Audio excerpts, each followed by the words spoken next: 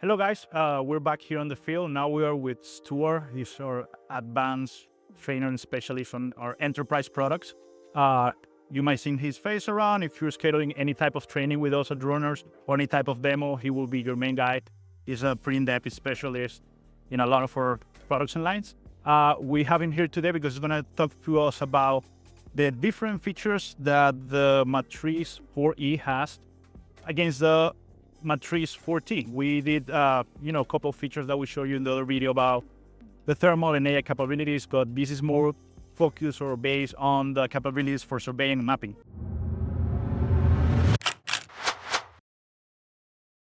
So yes, welcome everyone. We are opening up just the Pilot 2 app.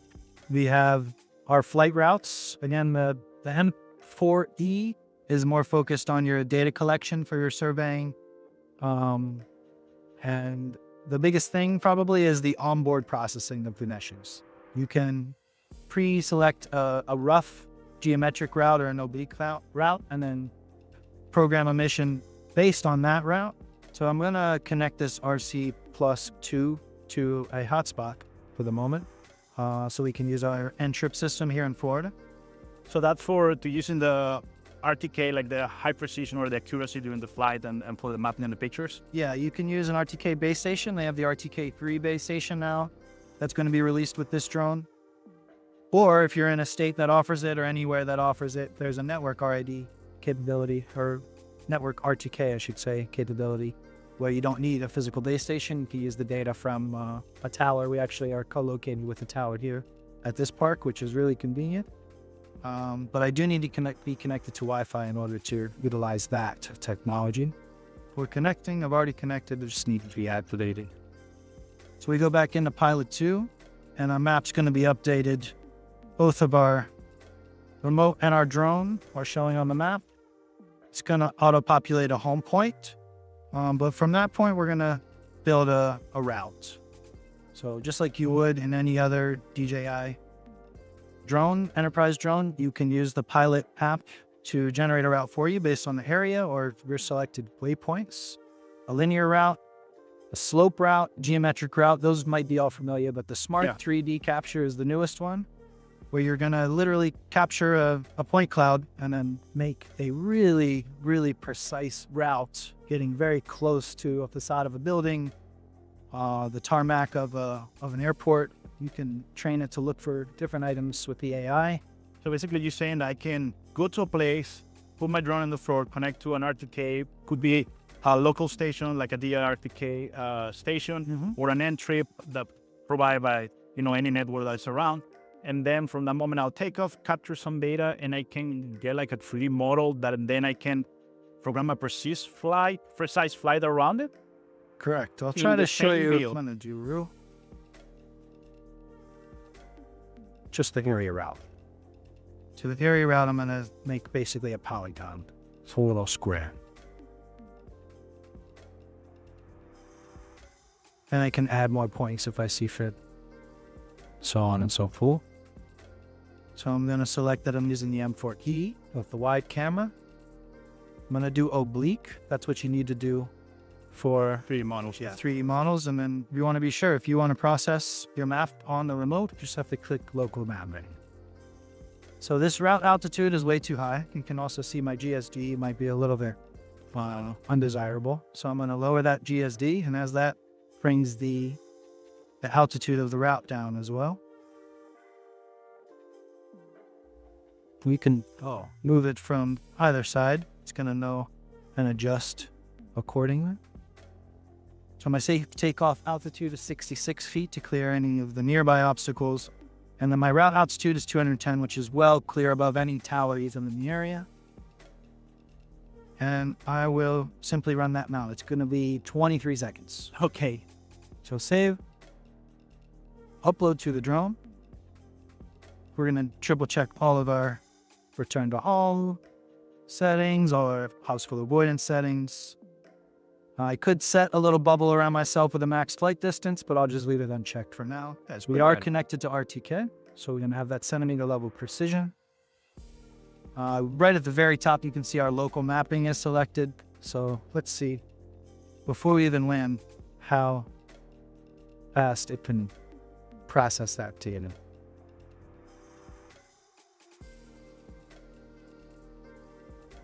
So it will climb to 66 feet, you said, first for the takeoff Initially. altitude, and then after it clears out to 66, it will move to the first waypoint altitude that was around 200? Correct. The vision assist is one of my favorite features. You can now even look below you. We can basically utilize the obstacle avoidance, the omnidirectional obstacle avoidance sensors, to look in front of you, to the right of you, to the left of you, and now even below you. And that is an amazing safety feature. It's going to show you your track direction, the projected route of the drone. You can look at it on the map as well. You can see the white rectangle is the actual field of view of the camera as it shoots the smart oblique. It's going to rotate in 5 different orientations. Yeah, basically, like, it will take like 5 pictures per waypoint. Yeah, so check it out. This is the live feed of the gimbal right now. As it makes that second pass, it's going to shoot all sorts of different directions. Oh, I see. I also understand that the camera is super fast if we're using for this, let's say, just 2D mapping regular surveillance. We can trigger 0.5 seconds. Yeah, in that case, the drone can fly upwards of 30, maybe even 40 miles per hour, depending on your height. Wow. And complete those missions in really record time. So we have our AR return to home. I'm actually going to stop that and just show you my local mapping process. Before we're even landing, 65% complete, 70% complete. That's unbelievable I'm because still- it is processing. Meanwhile, you haven't even like full out of micro SD card with data, anything. Everything went transfer. That's the point of the, I guess, also the 04, not just about the miles or the range that you can achieve, is the transfer speed of those 20 megabits per second. Like, Exactly. that is really, really amazing. So that was pretty much completed. So if I were, before I even land, without even landing, I can create a new mission. Now we're going to use our smart 3D capture. And that's based on the local mapping, rough 3D point cloud that I just created. And you can see in the virtual space, this is the point cloud. You can see my colorized RGB landing pad. You might be even able to pick us out. What if you click refine model? That's where you're gonna be able to create the model that you actually want. Okay.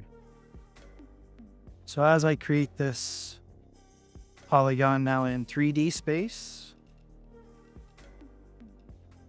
it's kind of tricky to see if you don't know what you're looking at.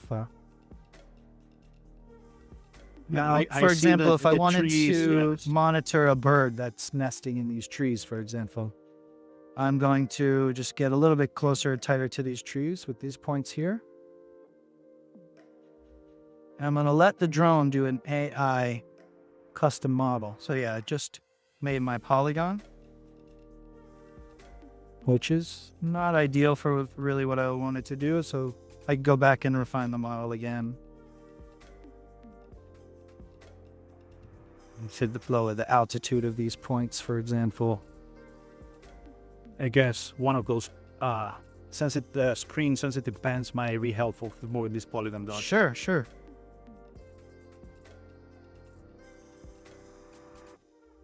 So based on this point cloud, let's now see what my refined model will come up with. What about these buttons here?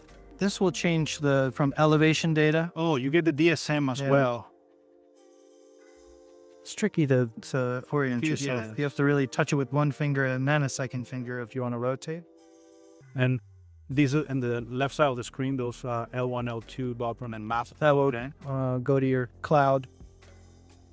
Or bring up your actual. Okay, I see. Back you up to the actual now. And now you have 4 different types of springs on your screen. Yeah. Springs. Yeah, You yeah. have the obstacle avoidance camera, if you want to call it that way, or the assistance. Mhm. And then you have the virtual space, the camera, and the Mac. So what are a feature would you say that you like about the Matrice 4E? Something that you say like, wow, this is really impressive for me. Well, of course, the AI is a new feature. So if we toggle the AI on, and let's zoom in on us, for example, it knew already from the wide camera that there's 2 people standing down there.